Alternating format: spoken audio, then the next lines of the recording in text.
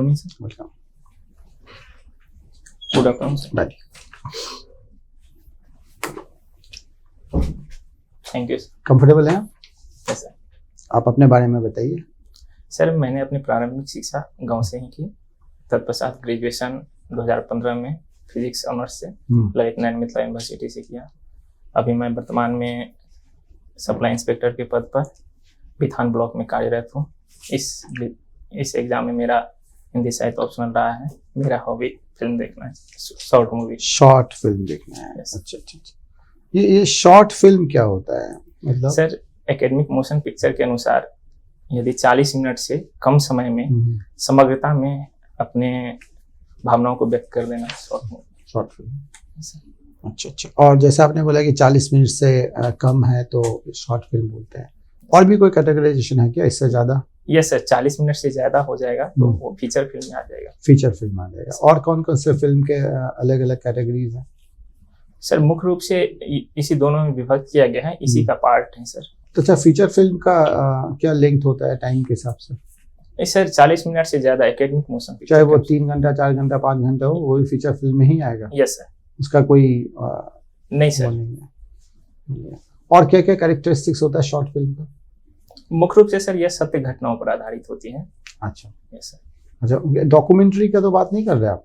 Sir इसी के अंदर शॉर्ट मूवी और डॉक्यूमेंट्री, दोनों में डिफरेंस है डॉक्यूमेंट्री एंड शॉर्ट फिल्म में? Yes sir. डॉक्यूमेंट्री सर मुख्य रूप से किसी का वास्तविक लाइफ को दर्शा रहे हैं तो डॉक्यूमेंट्री हो गया। और यदि शॉर्ट मूवी का किसी को वास्तविक लाइफ को काल्पनिक रूप से दर्शाना। वास्तविक लाइफ को काल्पनिक रूप से दर्शाना मतलब क्या हुआ सर? जैसे किसी के कैरेक्टर को प्ले करना, वो शॉर्ट मूवी में आ गया। और किसी का वास्तविक जीवनी को दर्शाना मूवी में, वो डॉक्यूमेंट्री। एज इट इज अगर बता देते हैं वो डॉक्यूमेंट्री हो गया। Yes sir. और किसी को एक्टर बना के उसी पर्सन का लाइफ को प्रोजेक्ट करना, यस सर, वो शॉर्ट फिल्म। अच्छा, किसी के थ्रू एक्टिंग होता है यहाँ पे। Yes sir. अच्छा, तो ये आपने हाल फिलहाल में कौन से शॉर्ट फिल्म देखी है? सर एक घर की मुर्गी देखे थे सर। क्या था उसमें थीम? सर मुख्य थीम था सर, जो हम लोग घर की महिलाएं को खासकर कोई वैल्यू नहीं देते हैं उसके काम को, नहीं था थीम। क्यों नहीं देते हैं सर? मुख्य रूप से सर उसका कोई मॉनेटरी वैल्यू नहीं है, इसलिए नहीं दे पाते। हाँ, क्वेश्चन ये है कि क्यों नहीं है सर। समझ में आ गया कि मॉनेटरी वैल्यू नहीं देते हैं। yes, सवाल ये है कि क्यों नहीं देते हैं? मॉनेटरी वैल्यू नहीं है, yes, ऐसा क्यों? सर उसे हम अपना जिस प्रकार से समझते हैं, जो मेरे परिवार का सदस्य हैं, तो उसमें हम लोग मॉनेटरी वैल्यू देते नहीं हैं और उसको वैल्यू भी नहीं मिलता है उस तरह से। हम मतलब कौन? हम मतलब परिवार सर, परिवार के अन्य सदस्य। परिवार या male section of the society? खासकर male section of the society. Yes sir. तो आपको नहीं लगता है कि ये इसके पीछे जो मेन रीजन है वो पेट्रियार्कल माइंडसेट है? यस सर, कहीं ना कहीं एक तो पेट्रियार्कल माइंडसेट है और एक इकोनॉमिक रीजन है इस पे। Yes sir. ये जो आप बोल रहे हैं कि घर के जो महिलाएं हैं वो लोग जो काम करती है उसको हम वैल्यू नहीं देते, इसके पीछे एक इकोनॉमिक रीजन है। Yes sir. क्या है? मुख्य रूप से यदि महिला सशक्त हो जाए स्वयं, तो यदि वो आर्थिक रूप से सशक्त हो जाए तो उनके कार्यों को महत्वता प्रदान की जाती है, ये देखा गया है सर। नहीं, आपको नहीं लगता कि जो भी काम काज महिलाएं करती हैं उसको क्वांटिफाई करना डिफिकल्ट है? Yes sir. क्योंकि क्वालिटेटिव एस्पेक्ट है, क्वांटिफाई करना बहुत डिफिकल्ट है। हाँ सर, उसको खास करके यदि देखा जाए तो मैंने एक और शॉर्ट फिल्म देखा था जिसमें वाइफ एंड जीडीपी करके था। तो कहा जाता है कि लगभग देश के जीडीपी का 4% यदि सैलरी दिया जाए तो वो महिलाओं को हो जाएगी जितना काम कर। इशू यही है कि क्वांटिफाई करना मुश्किल है, इसीलिए जीडीपी का पार्ट नहीं है। Yes sir. मान लीजिए अगर आपको ये बोला जाए कि ये स्टैंड लिया गया इकोनॉमिक्स के पर्सपेक्टिव से कि हमारा जीडीपी को बढ़ाना है, बढ़ाने का एक तरीका यह है कि वुमेन जो घर पे काम करती हैं उन लोगों का काम काज जो भी है उसको क्वांटिफाई करेंगे और उसको हम जीडीपी में काउंट करेंगे, तो ऑब्वियसली जीडीपी बढ़ जाएगा आपका। तो कौन सा तरीका आप अपनाएंगे, किस तरीके से आप पता लगाएंगे कि महिलाएं जो घर पे काम कर रही हैं वो कितना काम कर रही है, कितना वैल्यू होना चाहिए, कैसे पता लगाएंगे आप? सर यदि ऐसा करना ही पड़े तो मुख्य रूप से हम मार्केट में जो लेबर का कॉस्ट है उस बेसिस पर हम डिफाइन कर सकते वो तो ठीक है, आपने तो पर यूनिट कॉस्ट मार्केट से ले लिया आपने। Yes sir. लेकिन कितना प्रोडक्शन है वो भी तो लेना पड़ेगा। Production into rate is equal to आपका वैल्यू होगा। Yes sir. तो प्राइस तो आपने मार्केट से ले लिया, यस सर, मार्केट रेट वो Yes. ठीक है, लेकिन क्वांटिटी कैसे असर्टेन करेंगे? सर ये घर में कितना खाना बन रहा है, कितना काम हो रहा है, ये मैं जानना चाहता सर ये ज्यादा मुश्किल होगा, बट घंटे के हिसाब से हम देख सकते हैं। हूँ। घंटे के हिसाब से देख Yes, सकते हैं, बढ़िया। मतलब ये आप टाइम रेट के हिसाब से देखेंगे तो ज्यादा अच्छा है। Yes sir. Very good.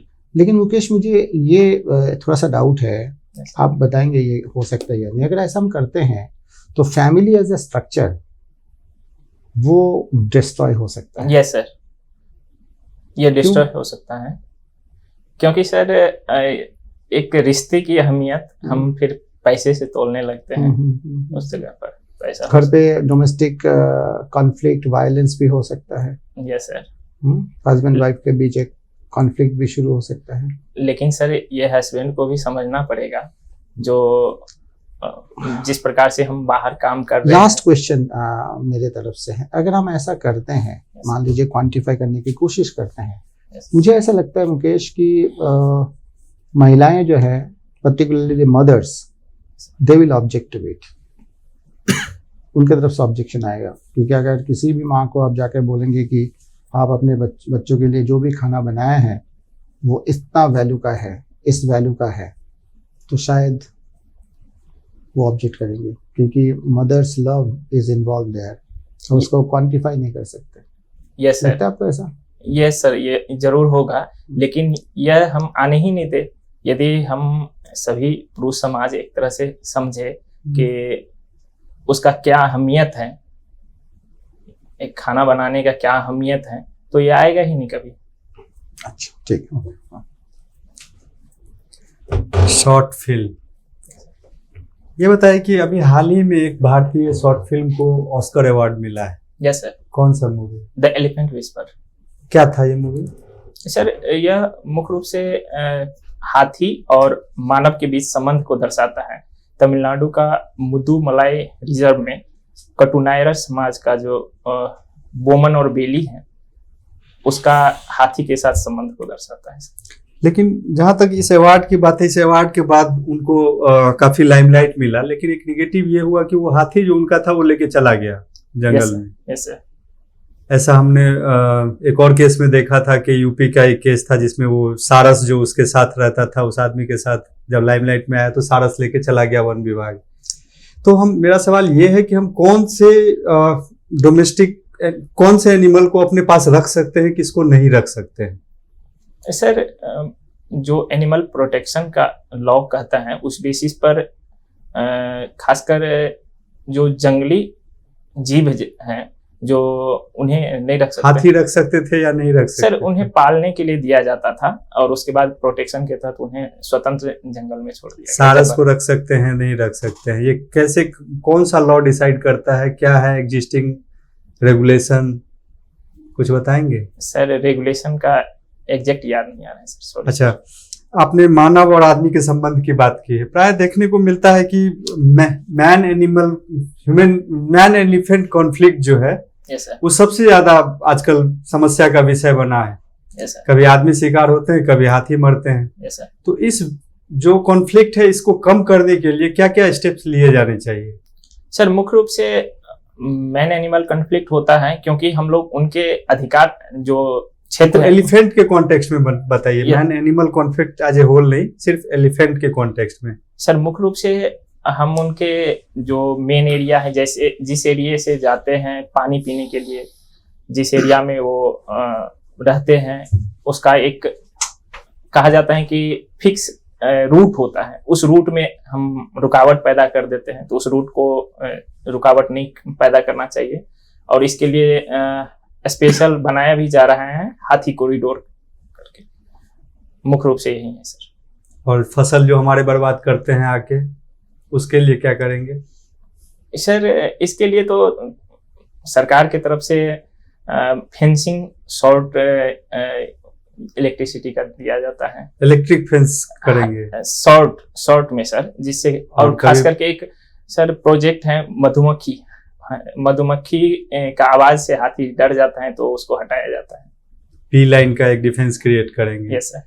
लेकिन ये भी देखने को मिलता है कि बहुत सारे हाथी ट्रेन से भी टकरा के मर रहे हैं। Yes sir. उसके लिए क्या करेंगे? उसी के लिए सर लाया गया है ये बी का कॉन्सेप्ट, जिसमें ट्रेन आने से पहले बी का आवाज ये दिया जाता है, जिससे कि हाथी साइड हो जाते हैं ट्रैक से।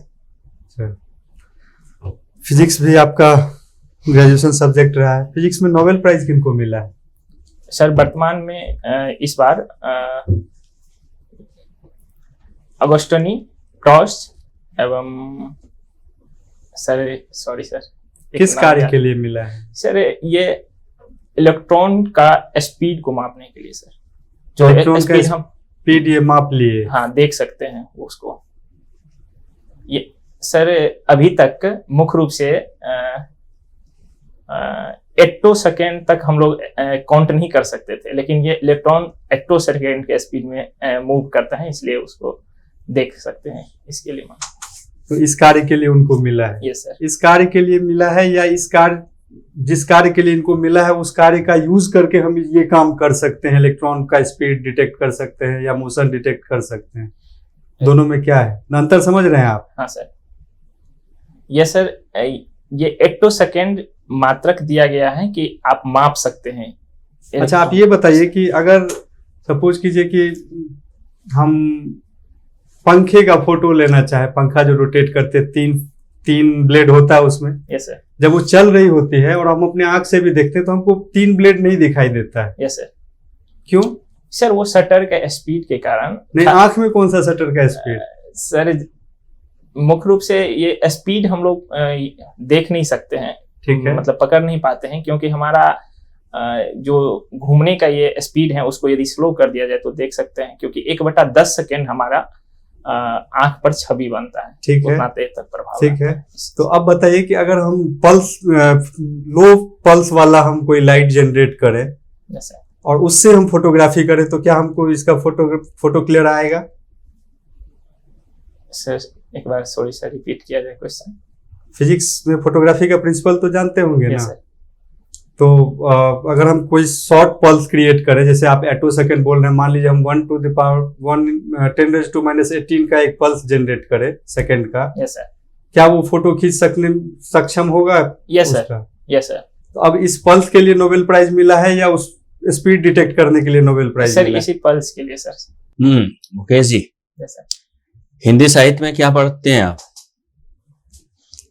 हिंदी साहित्य में सर हमारे भाषा का इतिहास एवं साहित्य का इतिहास और उससे संबंधित रचनाएं हैं सर।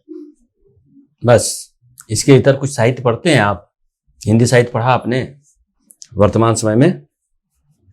यस सर, जितना जो सिलेबस था उसके इतर मुझे समय नहीं मिला उतना। उससे इतर आपने मैं वर्तमान में जॉब में हूँ सर, उतना समय। तो हिंदी साहित्य लिया क्यों आपने? सर जॉब के साथ तैयारी करने के लिए मुझे बेहतर लगा, क्योंकि इसमें मेरे गाइडेंस उपलब्ध। अच्छा, तो सिलेबस में क्या क्या है आपके? सर भाषा के इतिहास में अवधि, ब्रज। भाषा का इतिहास है, हिंदी साहित्य का इतिहास है। Yes sir. तो किसका इतिहास पढ़ते हैं हिंदी साहित्य का इतिहास में? किसी किताबें? सर हिंदी साहित्य के इतिहास में मुख्य रूप से आचार्य शुक्ल का। आचार्य शुक्ल मतलब? आचार्य रामचंद्र शुक्ल जी का। और हजारी प्रसाद द्विवेदी जी का। इन दोनों का किसी एक खास यूनिवर्सिटी से नाता था? सॉरी सर, नहीं याद। इन दोनों में परंपरावादी कौन है? सर आचार्य हजारी प्रसाद द्विवेदी परंपरावादी हैं, कंफर्म है आप? Sorry sir, confirm. राम की शक्ति पूजा पढ़ी है? Yes sir. निराला के राम का युद्ध किससे होता है? सर यहाँ राम प्रतीकात्मक रूप में निराला जी लिए हैं, जिसमें तत्कालीन समय के यदि स्वतंत्रता ये जो राम का प्रतीक है, यस सर, निराला जी ने कहाँ से उठाया? सॉरी सर, ये सर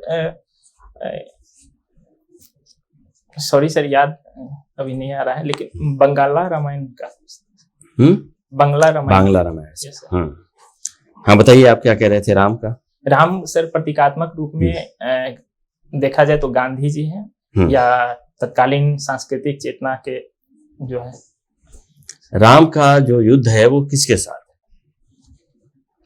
राम का जो द्वंद्व है वो किसके साथ है? द्वंद्व रावण के साथ है या किसके साथ? वो सर द्वंद्व स्वयं के साथ है सर। राम का द्वंद्व स्वयं के साथ है। कैसे सर? बार बार उसमें वो देख रहे हैं कि शक्ति मेरे तरफ नहीं है, अन्याय की तरफ है।